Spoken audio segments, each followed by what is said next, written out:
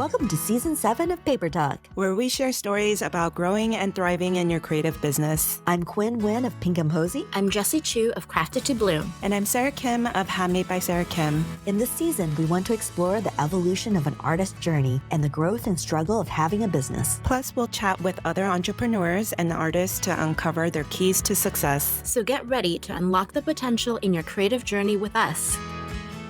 Before we dive into today's episode, Jessie, Quinn, and I have something exciting to share. If you've ever wanted more guidance, structure, and real-time support for your creative business, then you're going to want to hear about Paper to Profits, the Mastermind. It's our signature mastermind experience where we'll be working directly with you to build, grow, and scale your creative business. For creatives like you, whether you're just starting to take your artwork more seriously or you want to establish a strong brand presence, this is for you. You'll meet with us every week for 6 weeks, get expert guest workshops, receive focused support, and the accountability you need to actually follow through. We've designed this to be personal. No pre-recorded fluff. This is real-time help with a built-in community that gets what you're trying to build. We want to give you our full attention, so we only have 24 spots. If this sounds like what you've been looking for, reserve your seat at papertalkpodcast.com. Now let's get into the episode. Hello. Welcome back to another episode of Paper Talk. Today we have a really wonderful guest to introduce to you. Her name is Paula Milner of the Crafty Lass. You might have seen her on Instagram, but if you're not following her already, make sure you do. She does more than just paper flowers. Paula, welcome to our podcast. Hi, Paula. Okay. Hello. Thank you for having me. Hi, Paula. We're so glad that we finally were able to connect despite the time zone differences. It's amazing that you're lots able of time to zones. to take some time of your day for us. Yeah, you're welcome. It's lovely to be here. So tell us a little bit about yourself, because I'm super excited to know about how you started making paper flowers and how you started writing this book, which is already out, called Simple Paper Flowers. It's out, I think, in the UK. It's been out a little while now, and I think it's just come out in the US. It's been quite a long journey, really. It's about 10 years ago now that I launched the Crafty Lass. I was in quite a corporate role in an office. People kept saying, why are you here? You need to be doing something creative. I'd not long got married, and I'd turned basically the wedding wasn't really a wedding. It was just a craft project. And everyone said, you should be making stuff for your living. And I just sort of leaped. I just sort of quit my role, and with the support of my family, and a bit of rejigging of finances, I was allowed myself to, envisage what a different self-employment life could be like. And it's taken quite a twists and turns, and there's been lots of different things that I've been amazing different things I've been able to involved in across the last 10 years. But paper flower making was one of the very first crafts that I started to look at for teaching. I was asked to make commissions for people's weddings and for various events. And the more I was making paper flowers, the more it just made total sense. And people were interested in, wanting to get involved. And then here we are sort of nearly 10 years later, and I've now got a book on paper flower making, which is amazing. Congratulations. What a great accomplishment. Thank you. Yes. We also heard that you're coming out with a second book. Tell us more about this. Yeah, it's really exciting. I can't believe it. I mean, when I first started the Crafty Lass, I had big dreams and, lots of ideas, but it is difficult to work your way through. And one of those dreams was to write a book. So when I was about a third of the way through writing my first book, my publisher, he emailed me and then rang me to say, we need to talk. And I thought, oh goodness, this doesn't sound like good news. This sounds like there's a problem with the book, and here we go. But no, he wanted to start writing my second book, which is called Cricket Craft. Now that's going to launch in May in the UK. I'm unsure when it's going to launch in the US, but Cricket has been a brand that I've worked with for quite some time here in the UK. This is a book that has 25 beautiful projects for personalising for your home. So very exciting. Multi-author now. It's crazy. That's awesome. Yes. Well, I guess you're called the Crafty Lass for a reason. Yeah, I think that's it. I am the Crafty Lass, and I definitely am multi-craft. I mean, obviously paper flower making is key, but equally I'm sort of inspired across multiple areas. So, drawing, sewing. Mm-hmm. And over the years, I've held workshops in a huge myriad of crafts. Yeah. Well, you have a background in textile design, correct? Or printed textile design? Yeah. So how does that translate into your art? So yeah, I studied printed textile design at university. And after that, as I say, I went in the more corporate world. At the time, I just couldn't find the right role that would give me the balance between it being well paid enough and being creative. There was a real lack of being able to get the crossover between that. Yes. But obviously, in my spare time, I would be making and creating little things. It wasn't actually until the global pandemic, that I really got into drawing again. And before then, I'd never drawn a flower. That sounds ridiculous. I've got fabric ranges that are full of flowers. And obviously, I spend lots of time making flowers and drawing. I think it was because I was at home and we live in the English countryside. It's quite beautiful. And I was inspired by flower making. And I think my degree, to say I was much more into like graphical prints and pattern making rather than drawing, but it definitely influenced it because I had all the background about colour combinations and texture, that kind of thing. And I think that is the same for paper flower making. You obviously need that balance of colour palettes and texture and size. It helps, doesn't it? Yeah. Can we backtrack a little bit? I really want to explore your transition period from working at a corporate job to working what you're doing right now.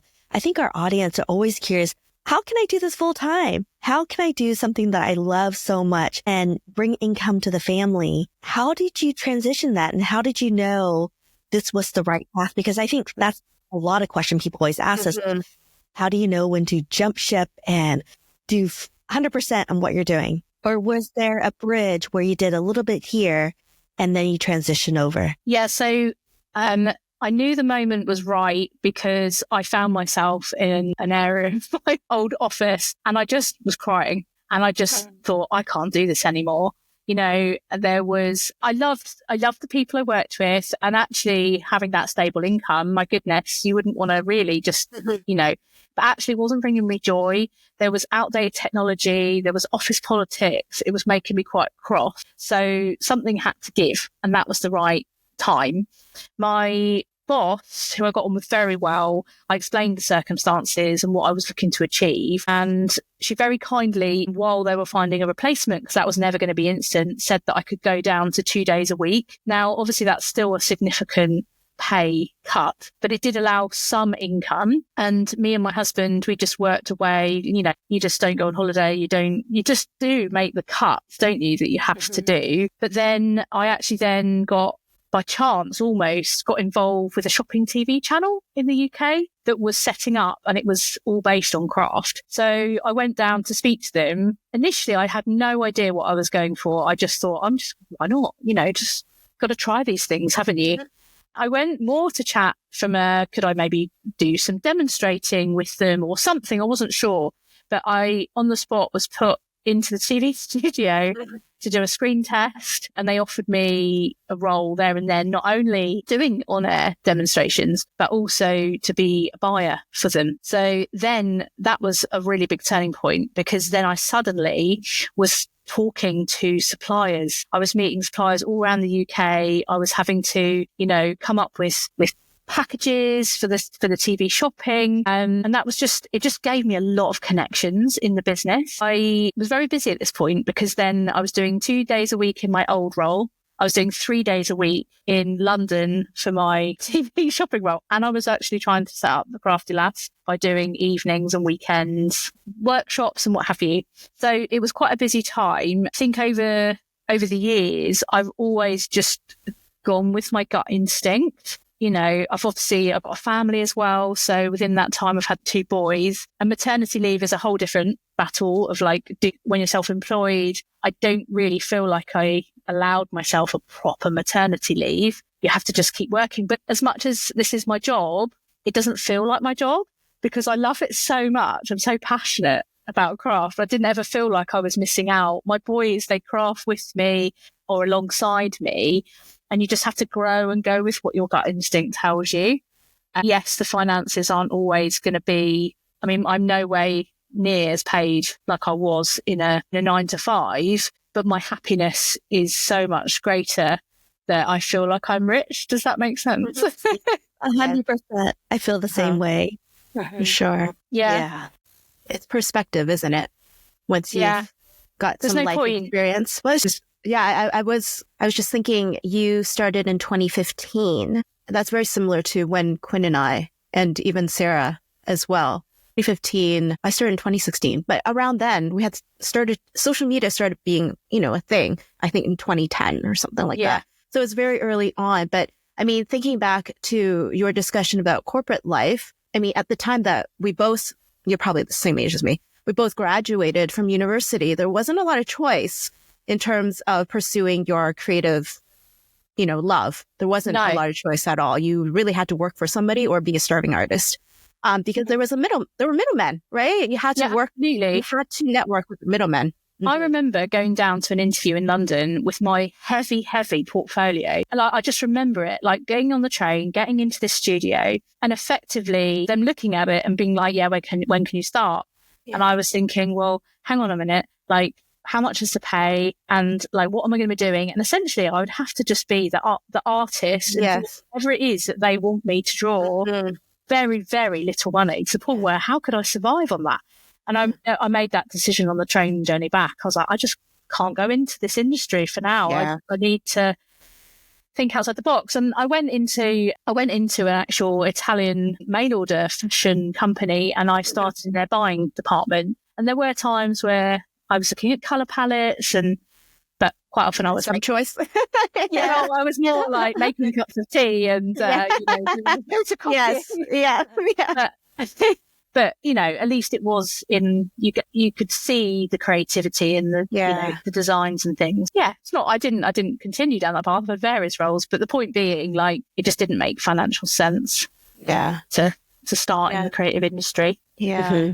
Yeah, so true. It's a hard decision sometimes. And I get lots of people that do reach out to me on Instagram to say, I'd love to do what you do. How do I quit my job? And I think the sad thing is it's literally unique to every person and your own financial and personal circumstances. I couldn't do what I do without my wonderful husband. He is the income person mainly, but that's in the same in most households. Everyone has, you win some, you lose some, Mm-hmm. With having the boys, being self-employed also means I can be flexible to their needs and demands as well. And it's just, it's part of life, isn't it? Yeah. It really is. Yeah. Yeah. It is hard to make that decision, to half it or to go full on. But yeah, I mean, we're incredibly lucky to have a supportive partner. Yes. Like I said, I wouldn't have been able to do it either. Yeah, I couldn't do it without him. And he's so in the UK, when you're a northerner in the north of England, you're quite often lad and lass. That's like a dialect. And so he's always been my lad. And it was because of him. I'm a southerner, so I wouldn't ever use that terminology. Mm-hmm. So it's because of him that I became the crafty lass. Yeah. Oh, that's so cute. So it's sort of partly because of him that I've got my name. Yeah, no, exactly. Yeah, it's so interesting. You know what? Tell us a little bit about the actual writing of a book, because I think a lot of people are curious about how do you go about writing, or actually even backing up, how did you get this book contract? Did you propose it to them, or did GMC Publications approach you? It was, do you know what? It was a long time ago that I spoke to GMC, like maybe 7 years ago, that I first had the conversation, and I got a business card at a show. And I remember emailing them, like, come on, I want a book, essentially. I didn't really, at the time, I didn't have the level of knowledge that I've gained in the industry. I didn't have many followers. They sent me a polite email back to say, keep in touch, But you did. You kept in touch. Yes, exactly. Yeah. And I didn't meet the actual publisher at the time. It was a trade show, and it was a salesperson that gave me the card and said, this is the person. And then over the years, I've sort of been in touch with other publishers as well. And my publisher knows that. I was in touch with another publisher. Yeah. And it was always back and forth with different ideas, because, so with my fabric, I was initially thinking going down a sewing road or potentially even drawing, not sure. lots of different ideas, but nothing ever really, you've got to find the right gap in the market, haven't you? There's got to be a demand for it, all of that. Yeah. And then again, I got introduced to my publisher face to face, again, in the same room at the NEC in the UK as the very first time I was given the business card. It was at the same event, but many years later, someone just said, come and meet my friend Jonathan. And I remember saying to him, I've got your business card in my wallet. I've got it here from 7 years ago. And I showed him and he was like, oh my goodness. Yeah, you said keep in touch. Yeah. But actually it took nearly a year of back and forwards of ideas because whilst I was convinced that I had the best book idea, it just wasn't going to sell. They were like, funnily enough, they said that sort of book might sell really well in America, but not sure it would sell in the UK. Right. And then it was actually in the end, out of nowhere, I actually went back to them to say, about paper flower making. I had it in a slightly different format than what they'd suggested. They wanted, I guess, because of like Jessie as well, like your incredible art with, thank you. No, honestly, it's mind blowing with it GMC. No, it really is. Like sometimes I turn because I've got your books and I open the page and I'd be like, Yes, I'm thinking 2019 was when I published it, and then they republished it in 2022. So I assumed between that period of time, they wouldn't have been looking for paper flowers until after the fact. No, absolutely. Yeah. But what GMC had, the angle, I guess, was the fact in the title, simple paper flowers. Yes. So whilst they represent the flowers, they're not hyper realistic, which I'd originally gone more down the sort of realistic route, but they wanted that gap because I think in the UK particularly, there's paper flower making more aimed at perhaps like children or very very beginner craft, or there's the books which are incredible, genuinely pieces of art, and they just wanted to bridge that gap, that people that could make a step into it without the sort of maybe any level of complexity, I guess. No, absolutely. And and it was just like, wow. No, that's awesome. Yes, I realize that, like, as a publisher, because we're artists, right? So we kind of want to deliver what we love or what we think our followers would like. But as publishers and as people who are in the marketing business of books, they have a completely different view of what might sell and what, So it's interesting hearing from you about what they thought as well. Over the years, I had discussed with them. No, actually, they had discussed with me a second book. We wanted to take a quick break to talk about something that keeps coming up in our DMs and emails. Many of you have told us you're not confident about your business.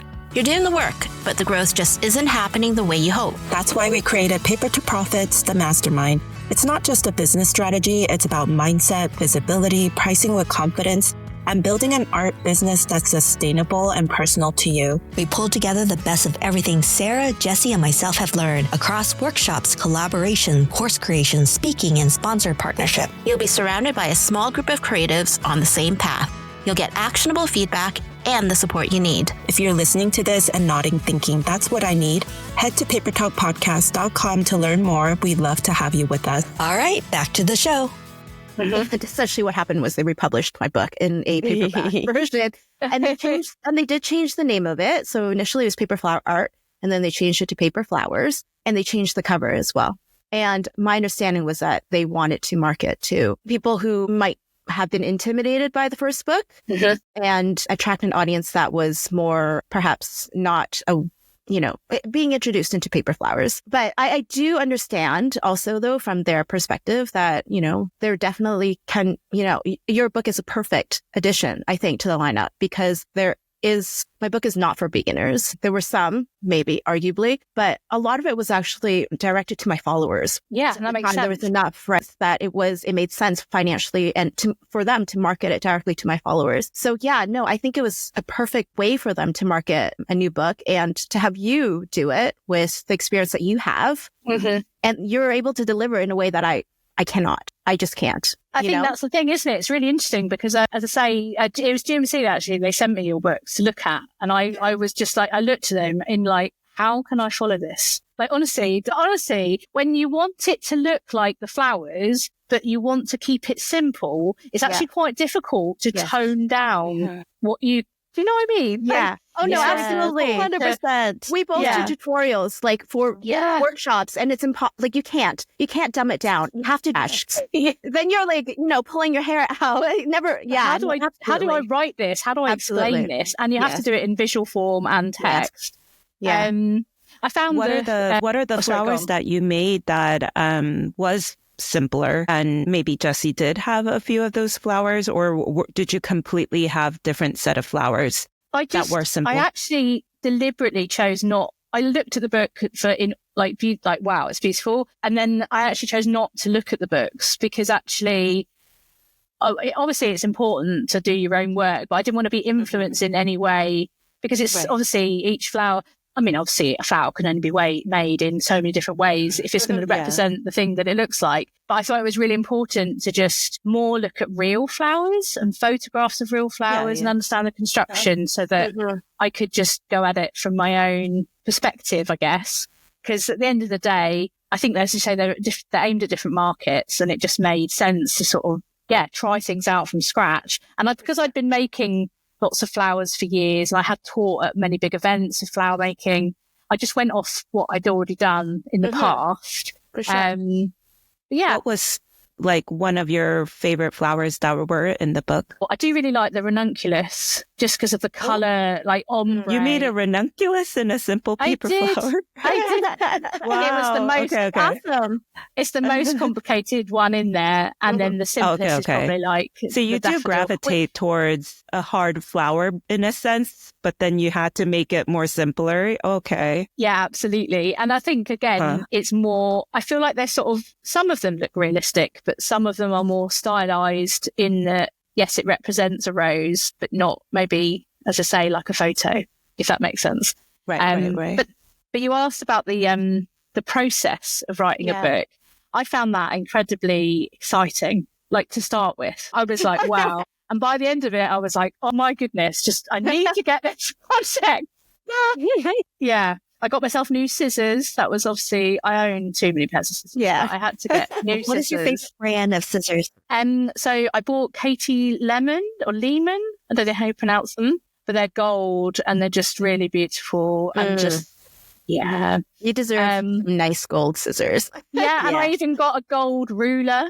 Yeah. So that almost, I need all the nice, pretty stationery for this now. And a new notebook to take my notes in, obviously. Yeah. And I remember just sitting there thinking, oh, right, okay, I'm doing this now. Right. I need to just start. But it was very difficult to start because it's, it's something you've been looking forward to for such a long time. You want to get it right. Yeah. But once you get into it, like once you've done like 2 or 3 projects, you're kind of in the rhythm of it. And that was exactly it. It was, I'd make a flower, I'd handwrite the notes down as I was going, taking measurements and thinking, did this need to be tweaked? And then maybe I'd make it again, following the handwritten notes. And then I'd have to type it up. And then I'd often take my step-by-step photos, reading the tutorial that I'd written on the laptop as a sort of sense check.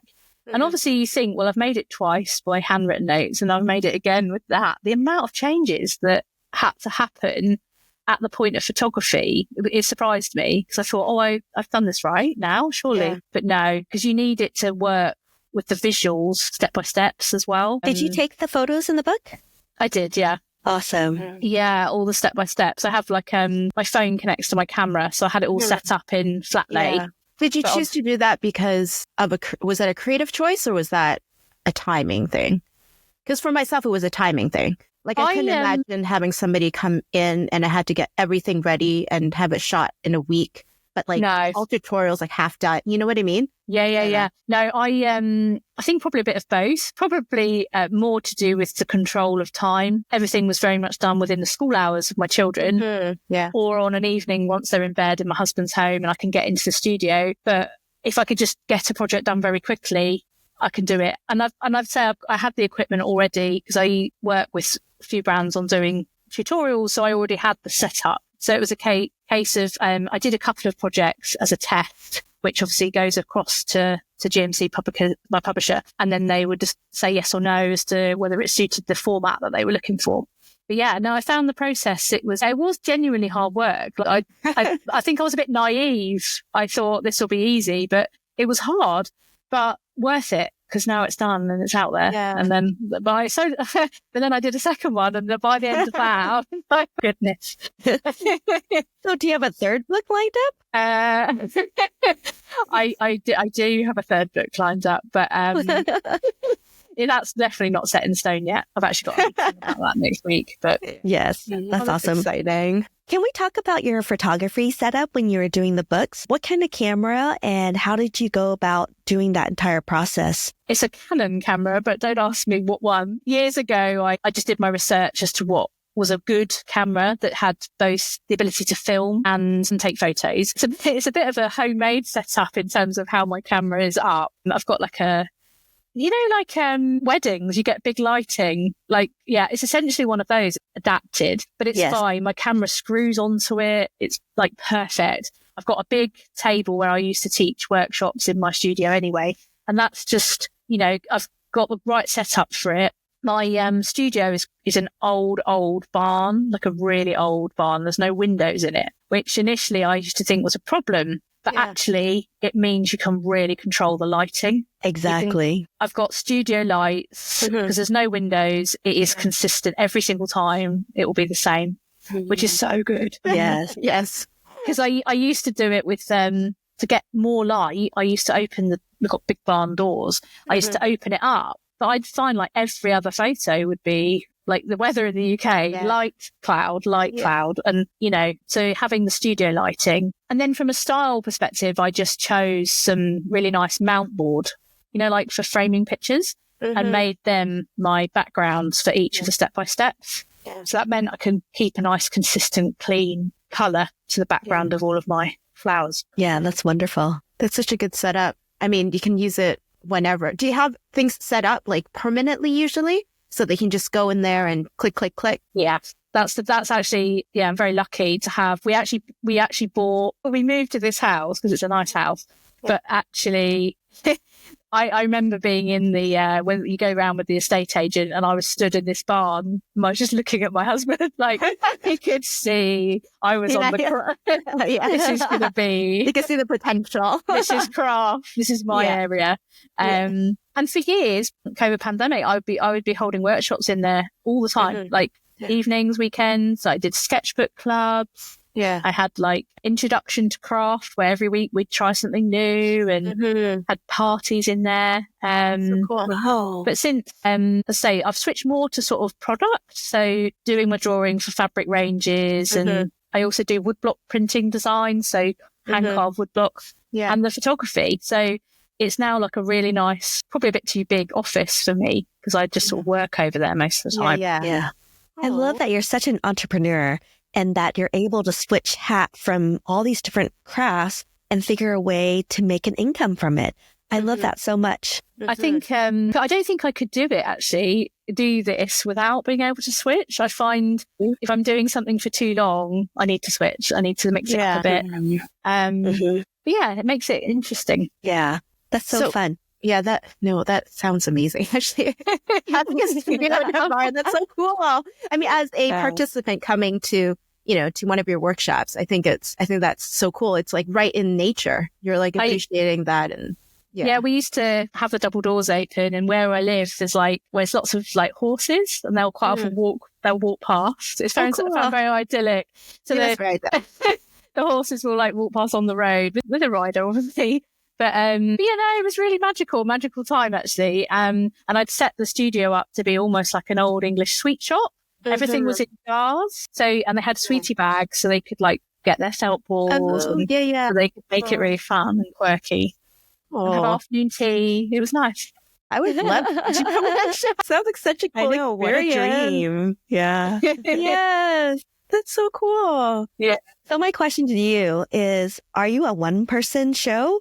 Do you have people, assistants? How do you make your business run in such an efficient, amazing way? It is actually just me. But then I say that, I genuinely, like I said, I couldn't do this without my husband because with two boys, everything's about balance, right? So I'm recording this podcast on 5-ish in UK time, which is after school. And so he's actually finished work, come and pick the boys up, and they're gone to do something fun. And it's that actually, I am just me, the crafty lass, but you have to have that sort of day-to-day support, don't you, to like balance the logistics.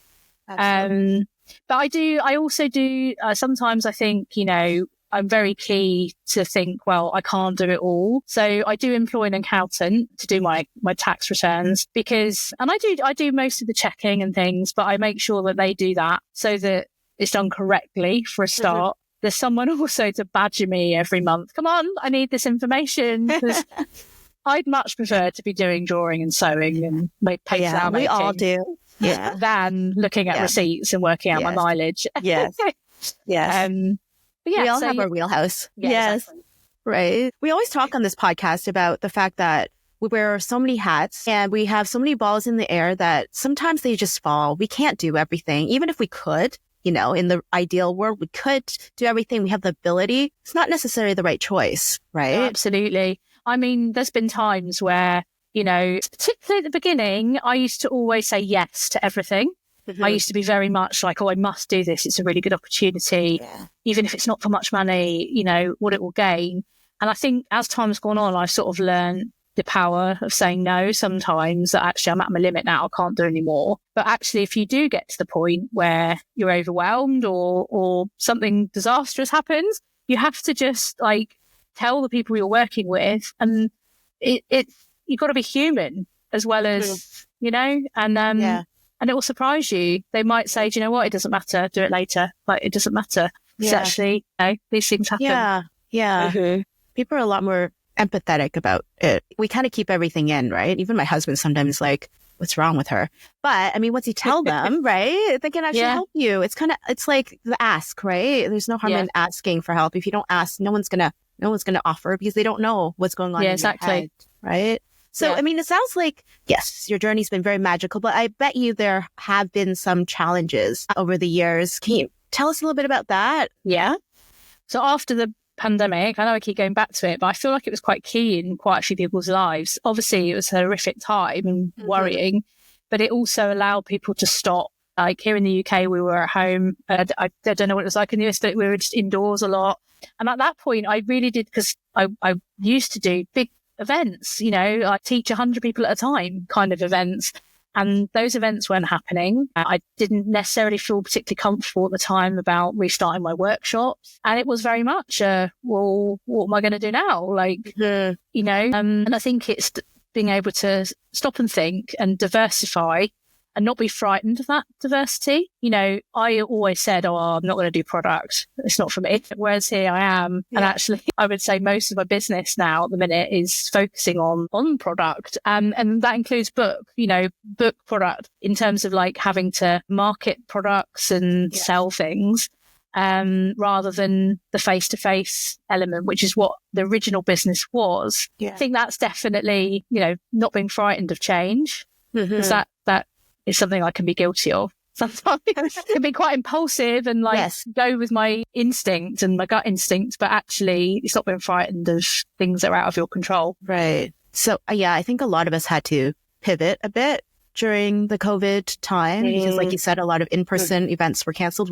Kun and I had to cancel a workshop that we had been planning in Virginia. There's so much uncertainty that it just wasn't feasible to begin with. There was no point in planning, right? And even now we're just getting back into it. But I did notice that, that a lot of us pivoted to online learning or Zoom, right? Yeah, absolutely. I think I did a bit of that, and I worked for a few of the, there's a UK national craft retailer that did quite a lot of things online. But as you say, we're just coming back into the normality of it now, isn't it? And I do feel like that. We're sort of settled again a little bit. But I think the other thing for me is that it was literally just before the book, I had my fabric ranges, and that was sort of ticking along, and I was doing some workshops, I was doing some tutorials, but I just felt a little bit like I didn't know where everything was going. I mean, it'll be 10 years literally in April or May that the Craft Lass began. And in that time, I couldn't have predicted the journey. And I suddenly felt like I didn't know where this was going. I didn't have a book. I didn't know what was going to happen with the fabric ranges. I felt like I'd lost my direction a little bit. Yeah. So I went back to essentially my initial wants and desires out of the Crafty Lass and my why, like, why am I doing this? And actually since then, and being open and like asking questions, like, why not do a book on simple paper flowers? Why not do this? And actually, sort of approaching people rather than waiting for them to approach you. Yeah. As well. So do you find that you have to sort of reflect on these things on a daily basis or weekly or monthly, or when opportunities come in and you have to kind of reflect on, is this really what I want? Yeah, I think a bit of both, to be honest. I am very much a list person. I've got a diary and it will have like what I need to do today, what I need to do in general. But I even put on my list, I've always said this, I always put like my big dreams on the to-do list. So for years on my to-do list has been write a book, do this, do that. And the big ambitions, because if they're not on the list, you forget about them. And I tend to do, as I say, like I have a daily, what I need to get done. But I quite often, probably once a week, maybe push it to every couple of weeks, will restart the list, right? Tick off exactly what is done, what's next. And I'll usually, because like you say, doing lots of different things, it will be, right, what do I need to do for the book? What do I need to do for the fabrics? What do I need to do? Marketing, like, don't forget, you've got an amazing podcast coming up, that kind of thing. But it just helps you focus. Exactly. Focus. And then if opportunities come in, you can reflect as to what actually needs to happen in what order. Yeah. The list, I think, really helps. Or writing it down or having it somewhere in front of you. Because we get so many distractions, good and bad, obviously. But sometimes opportunities are great. I mean, it's one of those, like, when you're ready, you should grab them. But sometimes the opportunities, you feel like, oh, I should, but I shouldn't. It's not on my list. And yet it could be a good opportunity. And I think at that point, having a list or something written where you can read it and remind yourself physically, like just remind yourself, I think it gives you a little bit more clarity on your purpose. And direction. And Does it meet your goal? Sunday's my reset day where I finish off the week. Did I get everything done? If not, it moves on to the next week. And it's such a great way to realign your goals. Am I doing the things that I want to do? Because sometimes you have family goals, you have personal goals, you have work goals. Do they all align together? Do they merge together? And then trying to figure out, I think most of it's important to understand internally. You're following your instinct. If your instinct's telling you to, like, yes, go for it, even though it's not on your list, but it could eventually fall on the list. I think there's a lot of things that people are always constantly considering, rethinking, redoing. And I think a lot of things that people forget is to talk to other people, because you're shaped by what's going around you. And I love having this conversation that we have here, because it makes me think like, oh my gosh, look at what she's doing. Can I do that? How do I go about doing that? And it just gets my energy just going. It's like, oh my gosh, I'm so excited for her. But can I do that for myself? Absolutely. It's a community, isn't it? It is. It really is. And I like how you ask why not. Sometimes it's not the right question to ask, but I like that you framed it in that way when you asked yourself. It's more of a challenge, right? It's a challenge for you. You're challenging yourself. Why not? Why can't I do this? Why not a book? Why not, I don't know, be on television? Like, what's the worst that could happen? And I think that's the thing. A lot of times it is more positives than negative, unless if you have a very clear goal that you're like, no, all the time I'm going to spend right now is going to be on just this project. Then it's a little bit different, but yeah, it's never easy juggling all these things that happen in your life, right? Yeah, it's a constant juggle. It's a constant juggle. Do you have any strategies that you can share with us about how you maintain, all your projects, how you start on time, or, just organize or balance your family life with your work life? I think genuinely the list thing is I know I've just said it, but it is genuinely it's what gives me focus. So I'm actually diagnosed as ADHD. That's something to mention. And actually I think that gives me, my brain is able to diversify very quickly, and it allows me to jump around on topics quite fast. I only got diagnosed that last year, and it's been amazing actually. I'm so much more kinder to myself. Actually that's why I do that. And I think that's not a strategy, because that's just who I am. It does explain why I'm able to do lots of different things at once, I think, for me. Yeah. Yeah. It's not answered your question at all. I suppose then the question is, I mean, given that you have been diagnosed with ADHD, is how do you manage that? Not that it's a negative thing, but how do you manage those thoughts that kind of carry you elsewhere when you need to focus? But yeah, that's one thing. If I'm focusing on something like the book or something that I really care passionate about, it's no problem. I will get it done. As you probably know, I'm quite thorough with everything. Yes. And I think that the problem I have is procrastination. So like having to get the final bits of information across to my accountant, or I might just actually scroll on Instagram for half an hour, like getting inspiration of like, so I do quite often have to tell myself off, like, come on, just get this done. It'll feel a lot better when you've done it. Just do it. Yeah. So we all procrastinate. Notice it. Like if I'm in a procrastinating mood, like I get quite annoyed at myself. But then it's like, come on, just do it, and then you'll feel better. Yeah. I love that. Taking it like one step at a time. Like you think of like doing. It's kind of like New Year goals when we say, I'm going to run like 30 minutes a day. Like that sounds impossible. I feel like.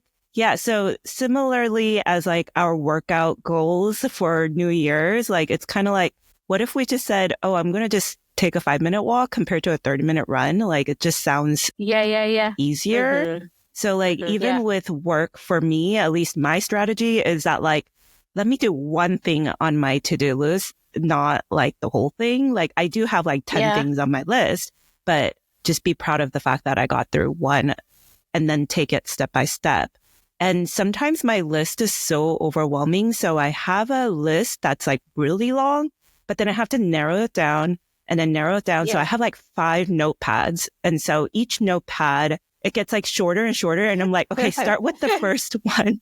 I actually do. I have like a big planner. So it's like kind of like my yearly goals or like maybe like over the couple months. And then like literally just today, what do I have to do today?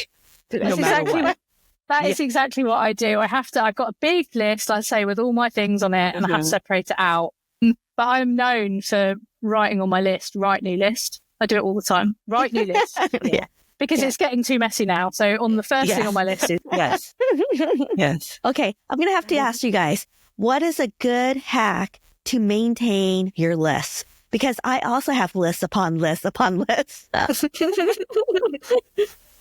I think it is just revisiting it regularly because, you know, I can feel like stuff always comes up, right? Like there's a new email that pops in and you think, oh yeah, I must respond to that.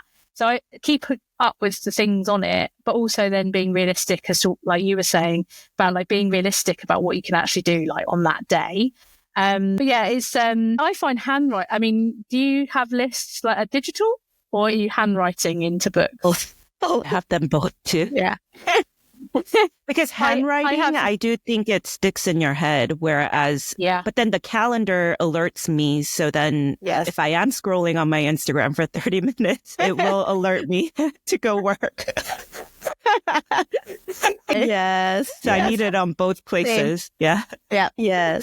Well, I guess like daily or weekly stuff that I'm like, I can plan this week out. That goes in my calendar. But like even daily stuff, I think, a small list. Usually I use a post note. So I have tons of post notes everywhere. Yes, me but too. then I have a running one that is a little notebook, and you just kind of check it off as you go. But I think you're right. The writing, it's the thing why writing is so important is it goes into you think about it. It goes from your hand to your head like twice, right? And you kind of remember it more. It kind of embeds itself in you. Absolutely. A little bit more. I feel like one of my strategies actually would be, or like a life hack, it's kind of like writing notes. You know, when you first write it, like in a lecture hall, it's like really messy. But then when you rewrite it, it looks cuter, but also like you think about it while you're rewriting it. So I write it really quickly when I'm like in the moment, but it looks really messy. So then I don't want to look at it just visually. So I rewrite it to make it look cuter on like a really cute notepad. And I feel like that's what helps me like, want to look at it again. Yes, pretty Post-its and pretty notepads. Yes. Look how pretty this and cute pen. Yeah. Yes. Just keep looking at it. I got for the paper flower, but I've actually got a gold pen that's got a little pink flower on the end of it. And then literally every time I look at it, I think, right, I need to be doing my book. Yeah. A visual reminder.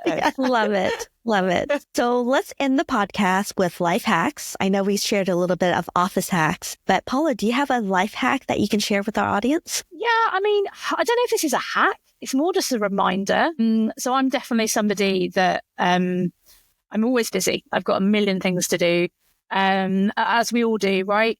But especially, I think, self-employed and a mum and just doing all of it. And I can quite often be very guilty of like, I'm just too busy to go for a walk, or I'm too busy to go for a swim. And I really love swimming. And I guess being so busy all the time, I'm really guilty of just ignoring essentially self-care.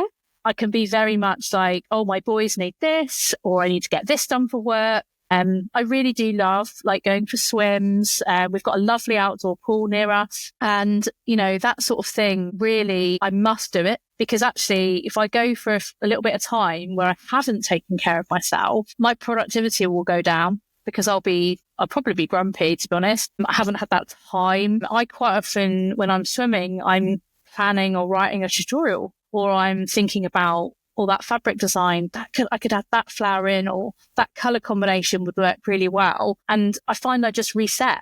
So then actually my list is probably easier to manage, because I've processed things while I'm getting my exercise in, and I'm just generally calmer. So I think my life hack is genuinely just remember to take time for yourself.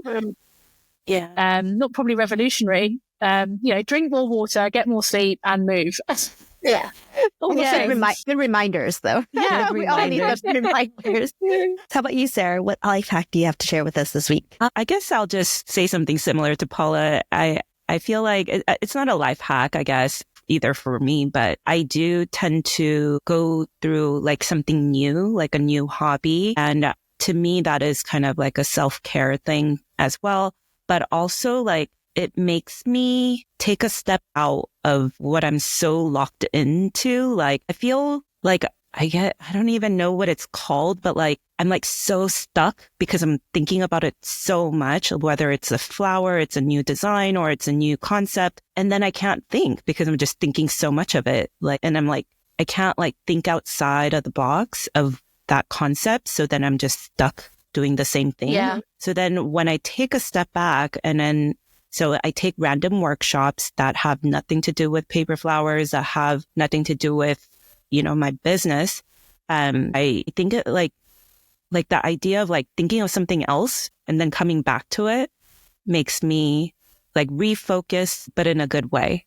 And like gives your mind some clarity, maybe. Yeah. So I guess my life hack would just be go learn something. I think it makes you probably better in general. It keeps you young because you're like thinking and like, inspired. But it like thinking of something new, So yeah, I recently took my recent class I took was a sourdough workshop that I've mentioned before. So it had nothing to do with paper flowers, but it was so much fun. And I'm like really scared of baking because it's like chemistry, like it's really hard. I can't cook like that where you have to follow like every little detail. But it was so much fun. I got like, so inspired and like just being a student again too, like learning something.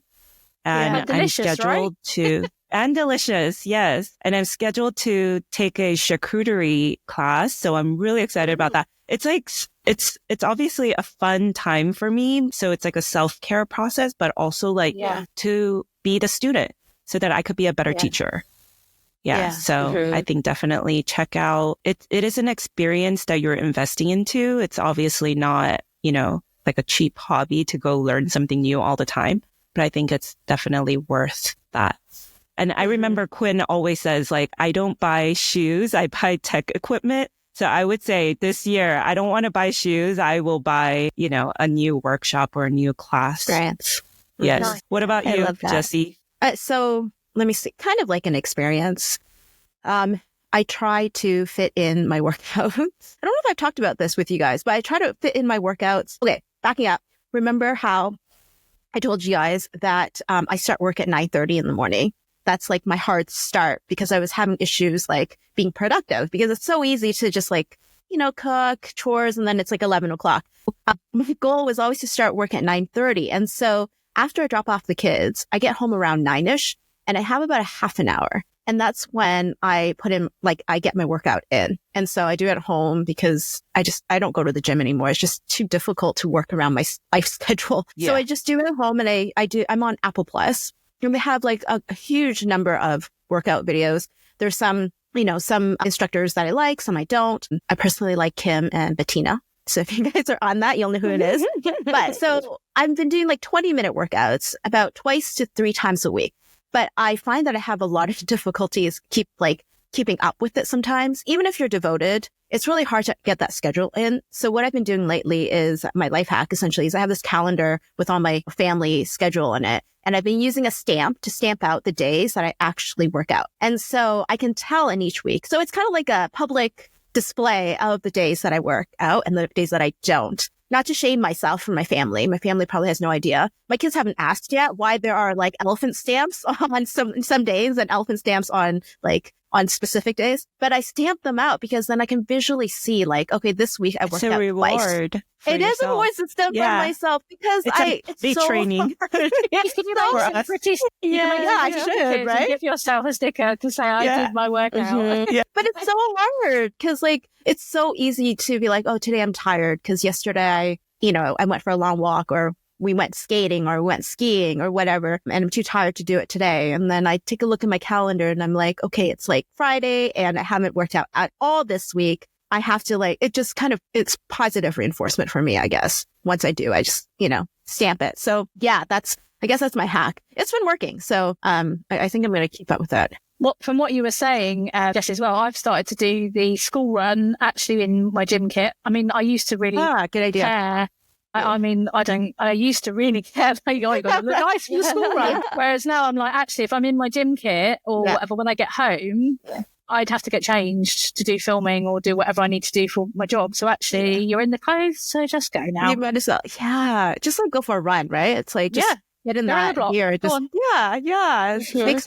Whatever makes it easy for us to do it. I think at this part, this time or this age, there's just so many barriers, right? There's so many things, other things, distractions. So whatever makes it easier for you to do what you want to do, but it's difficult to do, I think, go for it. Yeah. Absolutely. Yes. What about you? Yes. A reminder for everybody, ask for help when you need help. So over the holidays, my schedule's been so jam-packed and so crazy. And I had this one particular order where I had to make 1,500 pieces for a client.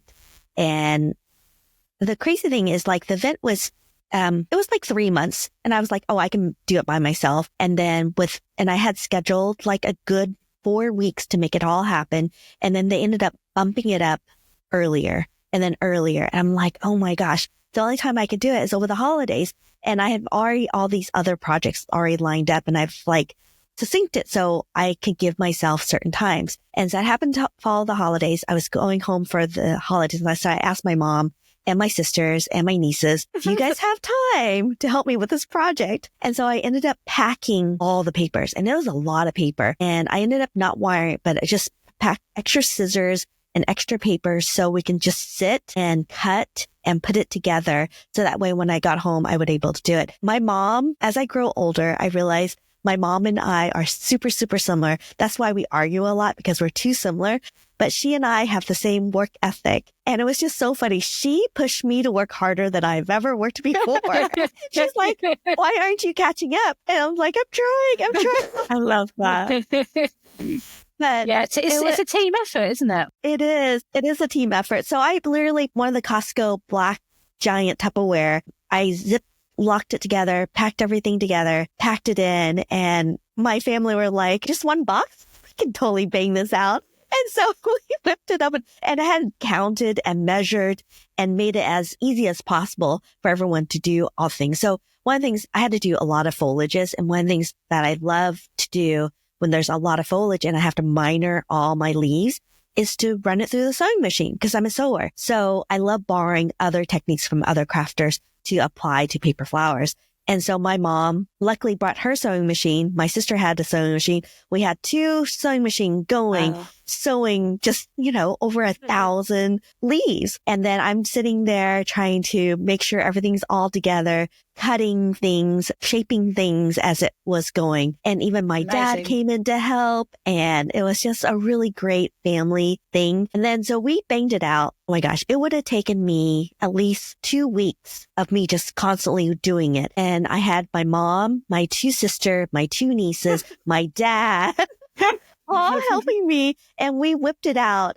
And then, of course, my family, I was like, okay, now it's your turn to help me. So my family sell fish, just like aquarium fish for entertainment. They have a store called Tiny Aquatic over in Austin, Texas. And they acquired this giant warehouse where they're doing a lot more business. They just opened a second store. And so they were having everyone come in, help build shelves, clean the store, just do everything to get in preparation for the store opening. So it's a really it was great. That's our family love language, is helping each other and just working really hard. Yeah. But I think it's really important. You've got to do it. And there was a time when my youngest, he was only, he must have only been about 2 months old, but I'd already committed to doing this big event. And I thought, how on earth am I going to do this with an 8-week-old baby? Yeah. And like you say, my dad was there. He was doing air dry clay.